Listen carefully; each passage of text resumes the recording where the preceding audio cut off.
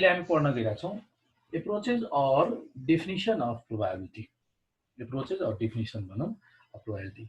Approaches of probability is can be broadly classified into two types. Can be broadly classified into two types. First is subjective approach. Subjective approach. Second, objective approach. Subjective approach अर्को छ objective approach. Subjective approach is further classified into three types. First is classical approach.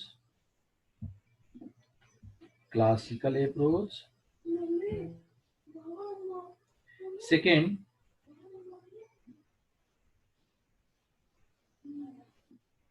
empirical approach. Third, axiomatic approach.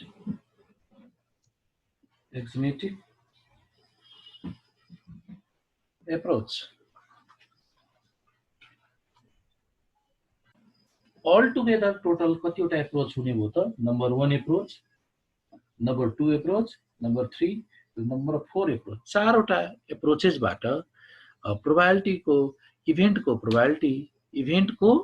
probability को value assign गर्न सकिन्छ. कतिवटा approaches बाट 1 2 3 4 वटा approach बाट हामीले गर्न सक्छौं. अब हामी डिटेलमा subjective approach अन्तर्गत हामीले इभेन्ट को probability के को बेसिसमा कसरी इभ्यालुएसन गरिन्छ त्यसको बारेमा अब डिटेलमा बुझौं. अब फर्स्टमा हामी लेख्न गइरहेका छौं subjective approach. Under this approach, the value of probability of an event is calculated on the basis of personal feeling, personal belief, past experience and guesses. Okay? This under this approach, the value of probability may vary from person to person.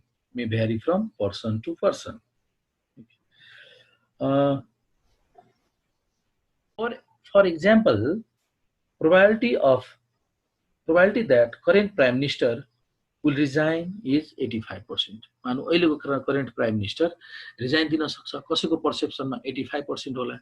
85% chance 0.85 chance अहिलेको current prime minister ले resign दिन सक्छ. अहिले तत्काल यो महिनामा कसैले भन्छ हैन अहिले दिन सक्दैन. 5% chance resign दिन सक्ने है त. त यस्ता यो आफ्नो यो जुन हामीले probability एउटा इभेन्ट भयो यहाँनिर इभेन्ट भयो current prime minister will resign or not भन्ने कुरो इभेन्ट भयो र यसको चान्स एलोकेसन गर्ने बेसिस चाहिँ के भयो त पर्सनल बिलिफ. यसरी पर्सनल बिलिफको आधारमा असाइन गर्ने प्रोबेबिलिटी हामीलाई सब्जेक्टिभ एप्रोच भन्छौं. सब्जेक्टिभ एप्रोच अन्तर्गत यसरी असाइन गर्ने गरिन्छ.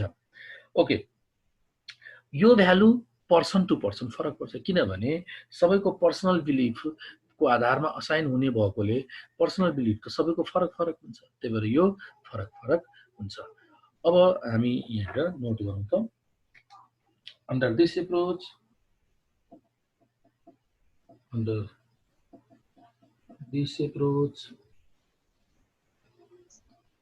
value of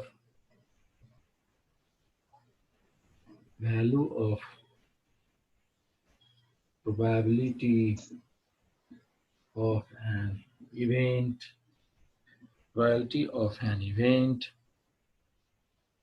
is assigned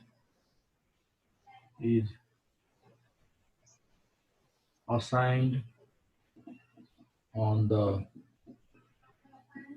basis of list गर्नु पर्दा फर्स्ट मा on the basis of personal belief,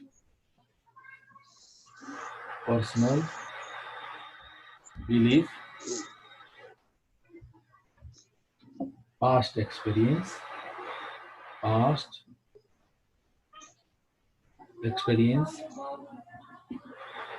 guess, guesses, etc. Well, अब यो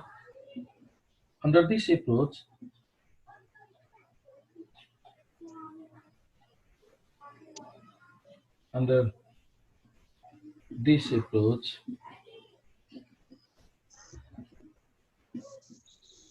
value of probability of an event may vary from person to person. अर्को point यो usually कुन ठाउँमा प्राय युज हुने गर्छ त यस्तो इभेन्ट यसरी असाइन गर्ने प्रोबाबिलिटी कहाँनिर युज हुने गर्छ म्यानेजमेन्टमा हायर अथोरिटीले युजुअली यस्तो प्रोबाबिलिटी युज गर्ने गर्छ it is commonly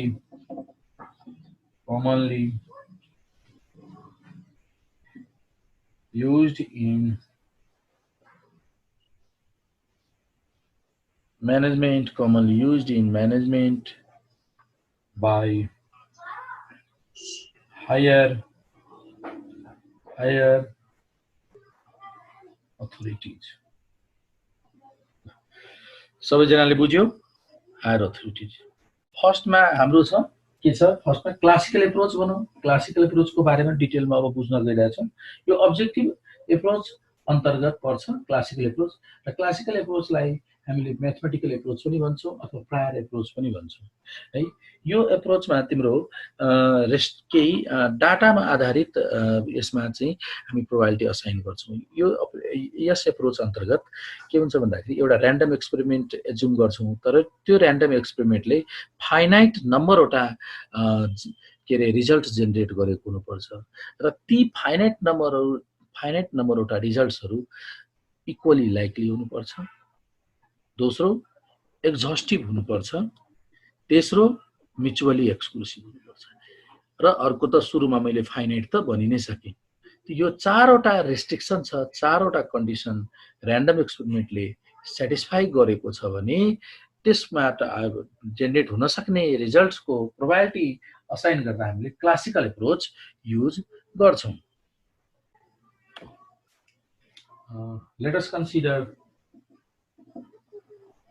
let us consider a random experiment produces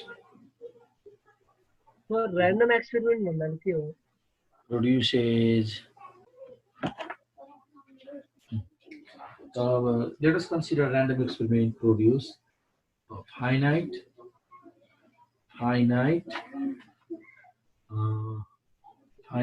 n say n or finite results of outcomes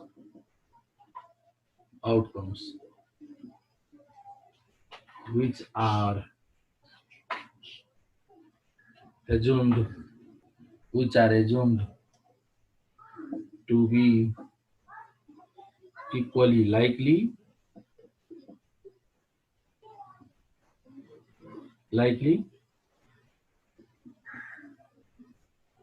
mutually exclusive, and exhaustive. Okay.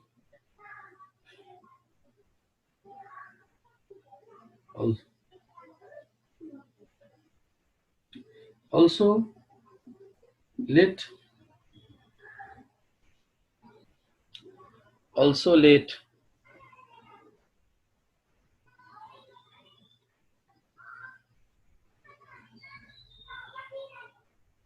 m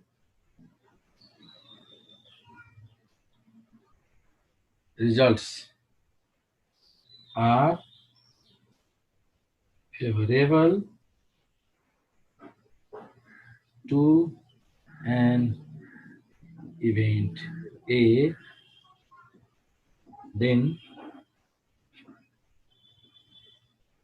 probability of A is defined as PA equals to NA upon NS अर्थात M divided by N। ल हेर त यसमा प्रमुख कुराहरू के छ हामीले भन्यो नि चारवटा रेस्ट्रिक्सन छ। र्यान्डम एक्सपेरिमेन्ट कस्तो हुनुपर्छ?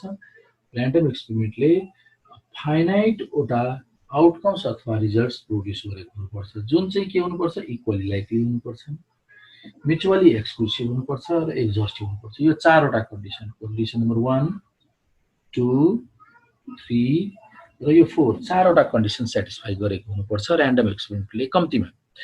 र यसरी र्यान्डम एक्सपेरिमेन्टले यो चारवटा कन्डिसन सेटिस्फाई गरेको अवस्थामा त्यो ती रिजल्टहरु मध्ये हामीले फेभरेबल इभेन्ट जुन फेभरेबल इभेन्टको अन्डरमा m वटा रिजल्ट छ। फेभरेबल इभेन्ट भनेको कस्तो इभेन्ट? जुन इभेन्टको हामीले प्रोबेबिलिटी क्याल्कुलेसन गर्न गइरा छौं त्यसलाई फेभरेबल इभेन्ट भनिन्छ। र फेभरेबल इभेन्टको अन्डरमा m वटा रिजल्ट छ भने प्रोबेबिलिटी m/n हुन्छ, रेशियोको रूपमा प्रोबेबिलिटी हुन्छ। हो यस्तोलाई के भनिन्छ? म्याथमेटिकल एप्रोच, क्लासिकल एप्रोच अथवा प्रायर एप्रोच भनिन्छ। यसको अब हामी एक्जाम्पल हेरौं त। यसको एक्जाम्पल हेरौं त।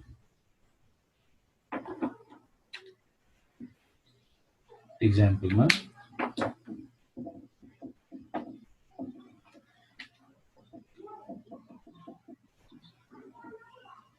example, if a die is rolled, example यो छ if die is rolled। अब भन त die roll गर्दा पोसिबल रिजल्ट कतिवटा रिजल्ट आउन सक्छ? die roll गर्दा may produce 1 2 3 4 5 6 6वटा पोसिबल रिजल्ट हुन सक्छ, जुन फाइनाइट हो। फाइनाइट नम्बर हो। के आउन सक्छ? 6वटा मध्ये कुन हुन सक्छ? 1 आउन सक्छ, 2 आउन सक्छ, 3 हुन सक्छ, 4 आउन सक्छ, 5 आउन सक्छ, 6 पनि अकरेन्स हुन। यो 6वटा मध्ये कुनै एउटाको अकरेन्स हुन सक्छ भनेपछि पोसिबल आउटकम्सहरु कतिवटा भए? 6वटा। त्यो भनेको फाइनाइट हो। र यो 6वटेको नेचर हेर, यो 6वटै म्युचुअली एक्सक्लुसिभ हो। म्युचुअली एक्सक्लुसिभ भनेको फेरि म रिपिट गर्दिन्छु, म्युचुअली एक्सक्लुसिभ भनेको occurrence of an event implies non occurrence of other. मानव 1 को अकरेन्स भयो भने यसको मिनिङ अरु आको छैन भने त्यतिकै बुझिन्छ। अर्थात यो 6वटै के छ? म्युचुअली एक्सक्लुसिभ छ, म्युचुअली एक्सक्लुसिभ हुन्छ। यसैगरी यो 6वटै मिलेर पुरै स्याम्पल स्पेस फर्म गर्छ है, स्याम्पल स्पेस कभर गर्छ, एस फर्म गर्छ। त्यही भएर एक्जस्टिभ पनि भयो, एक्जस्टिभ पनि भयो। र यो 6वटै रिजल्ट हेरौं, 6वटै रिजल्ट तिम्रो के हुन्छ भन्दाखेरि इक्वली लाइकली पनि छ, इक्वली लाइकली पनि भइराछ, इक्वली लाइकली पनि भइराछ, इक्वली लाइकली पनि छ है।